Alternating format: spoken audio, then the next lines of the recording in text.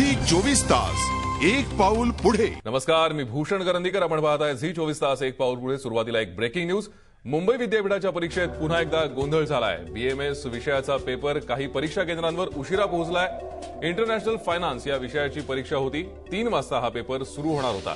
मात्र काही परीक्षा केंद्रांवरती तब्बल तासभर पेपर उशिरा सुरू झालाय. आपण पाहतोय 3चा पेपर 4ला सुरू झाल्याची ही खळबळजनक अशी घटना आहे. आपण पाहू शकतो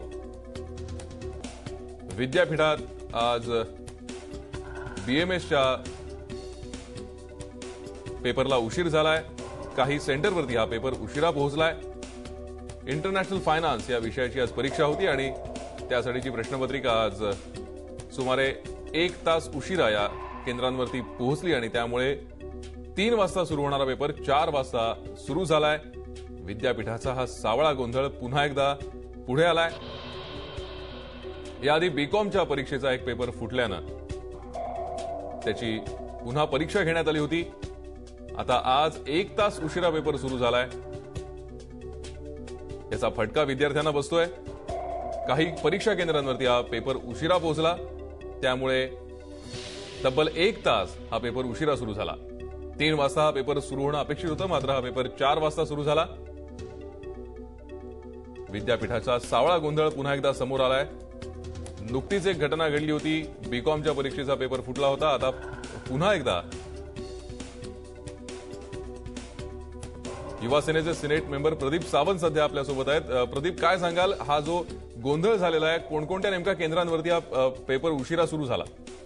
आता आमच्या माहितीप्रमाणे आज मी माहिती घेतली तर आपल्या सायन्सचं SIS कॉलेज आहे, तिथे पेपर 3:55ला सुरू झाला आणि मुळातच सकाळी विद्यापीठाला आम्ही कळवलेलं की ह्या पद्धतीचा कोड आहे 2412. हा 2412चा पेपर हा लीक झालेला आहे. तर हॅलो, बोला. हा, तर विद्यापीठाला त्याच वेळी हे पावलं उचलली पाहिजे होती की त्याच वेळी पेपर त्यांनी बदलला गेला पाहिजे होता. सुमारे 1 वाजताच्या सुमारास ते म्हणजे त्या शक्यता विद्यापीठाला जाणवल्या तरी देखील हा डिसिजन त्यांनी 2:30च्या नंतर घेतला. आता तुम्ही सांगा, मुंबई सारख्या SIS कॉलेजमध्ये तो पेपर 3:55ला चालू होतो, तर आपल्या ज्या कोकणातले कॉलेजेस आहेत, रायगड आहेत, सिंधुदुर्ग आहे, चिपळूण आहे, त्या ठिकाणी काय परिस्थिती झाली असेल? आता कसं मुलं विद्यार्थी आहेत, आता परीक्षेच्या म्हणजे दुपारी 3 वाजल्यापासून केंद्रात गेलेली आहेत. हे जवळचं कॉलेज असल्या कारण आम्हाला कळलं, पण एक पेपर संपल्यानंतर सगळीकडे कळेलच की बऱ्याच ठिकाणी असा गोंधळ झालेला असणार. कारण पेपर दुसरा जो पेपर आहे तो ईमेल किंवा फॅक्सद्वारे प्रत्येक कॉलेजला पाठवण्यात आलेला आहे आणि त्याच्यानंतर त्याची झेरॉक्स करून ती मुलांना देण्यात येणार होती. नक्कीच प्रदीप, थोडक्यात आपण म्हणू शकतो सावळा गोंधळ विद्यापीठाचा आहे. याआधी बीकॉमच्या परीक्षेत सुद्धा असा गोंधळ झाला होता. एक पेपर फुटलाही होता. एकूणच काय भूमिका असेल आपली यापुढे? नाही, त्यावेळी देखील आम्ही निदर्शनात आणलं तर त्यावेळी आम्हाला सस्पेंड करण्यात आलं ना बरं सिनेटच्या मीटिंगमध्ये. त्यावेळी देखील आम्ही त्यांच्या निदर्शनात आणलेलं की ह्या प्रकारचा पेपर HRMचा जो पेपर आहे बीकॉमचा तो लीक झालेला आहे. त्यांनी त्यावेळी देखील पावलं उचलली नाहीयेत. आज देखील त्यांनी पावलं उचलली ती उशिरा उचललेली आहे. कसं आहे, यामध्ये जो विद्यार्थी आहे, विद्यार्थी वर्ग आहे, हा भरडला जात आहे. आता विद्यार्थ्यांचा मुंबई विद्यापीठाच्या परीक्षेवरचाच विश्वास हळूहळू उठला जाणार आहे.